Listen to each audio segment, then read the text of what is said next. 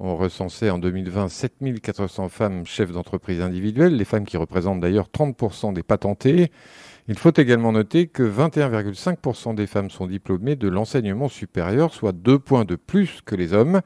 Les chiffres de l'ISEE montrent également que sur les 13 200 femmes en Calédonie qui souhaitent travailler, 7 100 sont au chômage et 6 100 ont du mal à trouver un emploi stable. La place des femmes en entreprise, c'était justement le thème d'une réunion spéciale du comité exécutif du MEDEF cet après-midi, Jean-François. Oui, réunion à laquelle n'étaient conviées que des femmes. Le MEDEF avait en effet demandé à ses entreprises adhérentes de se faire représenter par des femmes, chefs d'entreprise ou cadres dirigeantes.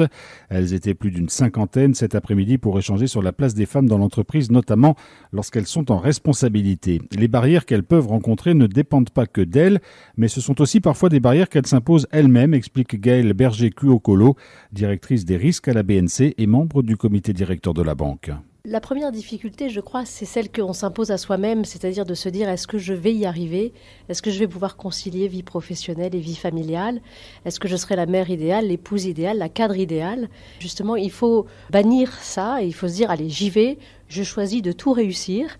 Parfois, c'est un petit peu des sacrifices, bien sûr, mais on s'aperçoit que finalement, avec l'implication, avec un peu de rigueur, avec un peu d'organisation, on peut le faire tout autant que les hommes. Un constat partagé par Marie-Amélie Molia, directrice RSE à la GBNC, vice-présidente de la FINC. Ce qu'on remarque aujourd'hui à l'issue de cette réunion, c'est que c'est souvent les femmes elles-mêmes qui se mettent des limites et des fois hésitantes à s'engager parce que lorsqu'on prend un engagement, on souhaite s'y tenir et donc être sûr qu'on va pouvoir être présente lors des réunions, des représentations qui nous sont confiées. Si une femme s'engage dans un poste à responsabilité dans une entreprise, c'est donc qu'elle a vaincu ses réticences, ce qui ne l'empêche pas d'être confrontée à d'autres problèmes.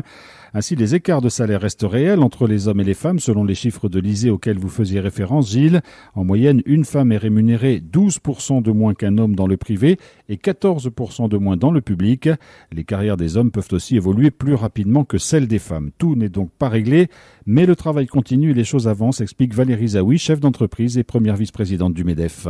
Ça prend énormément de temps, je pense que ça évolue tout de même, il faut rester très positive, mais c'est clair que c'est un travail de longue haleine, donc de génération en génération, on passe le flambeau, on espère que ça va aller de mieux en mieux. Au-delà des échanges sur la place des femmes dans l'entreprise, le MEDEF souhaitait aussi montrer avec ce comité exécutif 100% féminin la richesse et la compétence qui existent dans les entreprises calédoniennes, y compris chez les femmes en responsabilité.